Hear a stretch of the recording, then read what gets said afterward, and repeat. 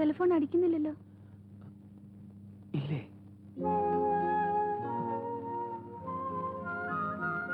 മടങ്ങി വന്ന ദിവസം മുതൽ ഞാൻ ശ്രദ്ധിക്കുക, പ്രകാശേട്ടന്റെ മനസ്സില് എന്തൊക്കെ കിടന്ന് കുഴങ്ങുന്നത് പോലെ.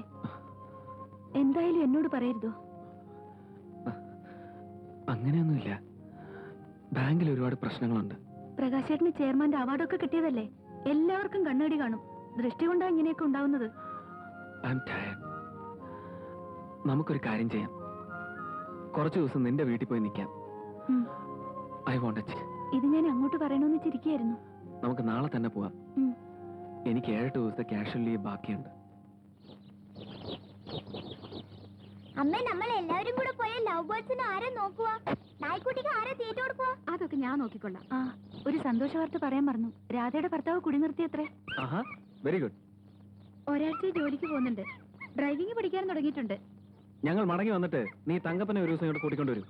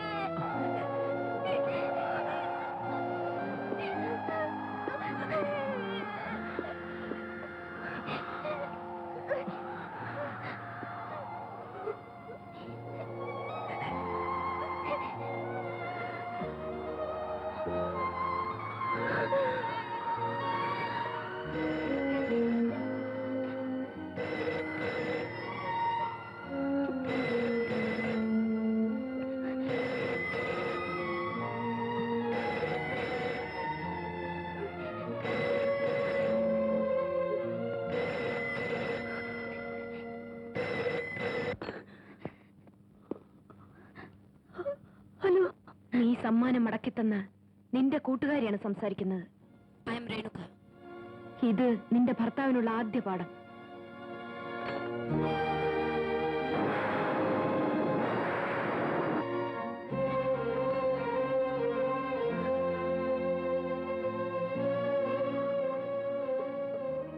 അവൾ എന്തിനാണ് ഇങ്ങനെയൊക്കെ ചെയ്തത്?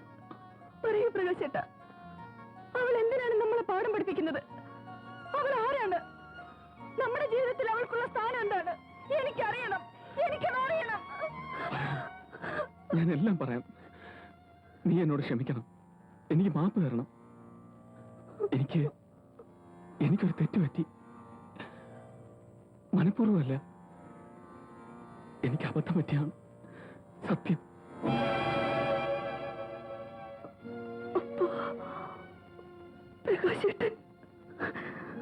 പ്രകാശേട്ടൻ അവളെ, ഈശ്വരാ, എന്റെ പ്രകാശേട്ടൻ എന്നോട്. അവൾ എന്നെ വശീകരിച്ച് വഞ്ചിക്കുകയായിരുന്നു.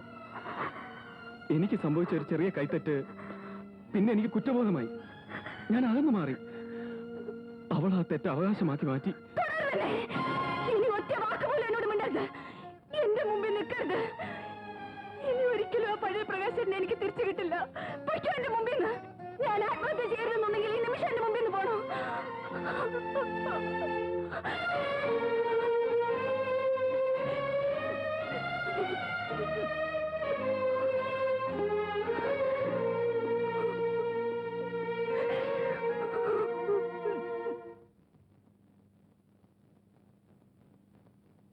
പോലീസിൽ പറഞ്ഞ സംഗതി കൂടുതൽ വഷളാവുകയുള്ളൂ.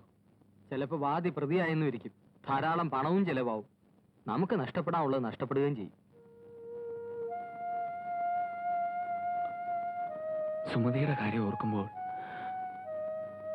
എനിക്കൊന്നും അറിഞ്ഞൂടാ. നീ സുമതിയെ പറഞ്ഞ് മനസ്സിലാക്കണം. നീ പറഞ്ഞാൽ സുമതി കേൾക്കും. എല്ലാ പെണ്ണുങ്ങളും എന്നെ പോലെയാണെന്നാണോ വിചാരം?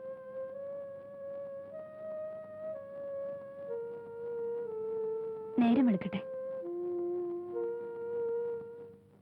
എന്റെ ഭർത്താവിന്റെ സ്വഭാവ ഗുണത്തെക്കുറിച്ച് ഏറെക്കുറെ സുമതിക്ക് അറിയാലോ. ഞാൻ സഹിക്കുന്നില്ലേ? എൽസിയുടെ സഹനശക്തി എനിക്കില്ല. എനിക്ക് ദുഃഖമില്ലെന്നാണോ നിന്റെ വിചാരം?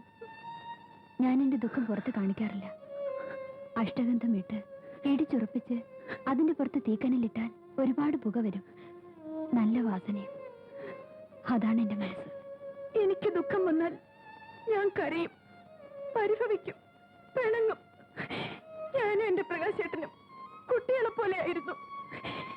എന്നെ ആരെങ്കിലും വഞ്ചിച്ചാൽ ഞാൻ ഈശ്വരനോട് പരാതി പറയാം.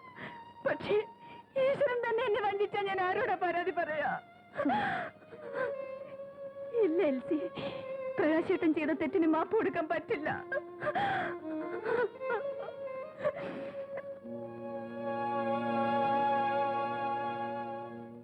ദേഷ്യം വരുമ്പം ഭാര്യ ഭർത്താവിനോടും ഭർത്താവ് ഭാര്യയോടും വീട്ടിൽ നിന്ന് ഇറങ്ങിപ്പോകാൻ പറയും. എന്റെ കാര്യം പറഞ്ഞ ഞങ്ങളുടെ ദാമ്പത്യ പരിപാടിയിലെ ഒരു സ്ഥിര ഐറ്റമായത്. അതുകൊണ്ട് സുമതി കടുങ്കൈ ഒന്നും ചെയ്യുമെന്ന് എനിക്ക് തോന്നുന്നില്ല. സാറിന് പറ്റിയ അബദ്ധം ഇതാണ്. സാറ് പാലുപോലെ പരിശുദ്ധനായിപ്പോയി. ജീവിതമല്ലേ, തെറ്റുപറ്റും. മറക്കണം, പൊറുക്കണം. 24 മണിക്കൂർ ഈ കൊച്ചിന്റെ തീട്ടം കോരി കിടക്കുന്ന എന്നെ കണ്ടിട്ട് നിങ്ങൾ എന്തായിരിക്കും പറയാ? അവനൊരു പെൺകോന്തൻ അല്ലേ? അങ്ങനല്ലേ സാറേ? ഞാനൊരു വങ്കനൊന്നുമല്ല. ബട്ട് ഞാൻ ഒരുപാട് സഹിക്കും, ഒരുപാട്. അങ്ങനെ വേണം. ഇവനെക്കുറിച്ച് ചിന്തിക്കണ്ടേ? നമ്മൾ ചിരിക്കുന്നത് നമുക്ക് വേണ്ടിയാണ്. പക്ഷെ നമ്മൾ കരയുന്നതും എന്ത് സഹിക്കുന്നതും നമുക്ക് വേണ്ടി അല്ല, അടുത്ത തലമുറയ്ക്ക് വേണ്ടിയാണ്. അച്ഛൻ പറഞ്ഞ ശരിയല്ലേടാ മോനെ? അച്ഛൻ പറഞ്ഞ ശരിയല്ലേ എന്റെ പൊന്നുമോൻ?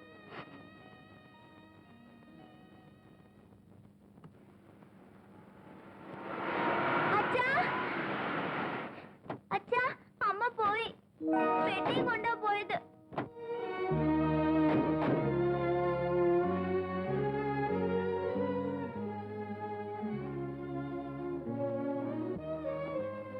മോൻ എന്താ അമ്മയുടെ കൂടെ പോഞ്ഞത്?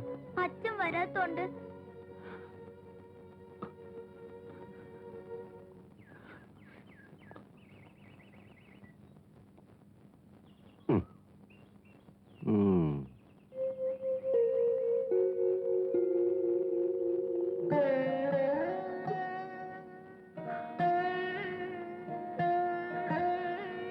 മോളെ തനിച്ച് ഉണ്ണിക്കുട്ടൻ എവിടെ?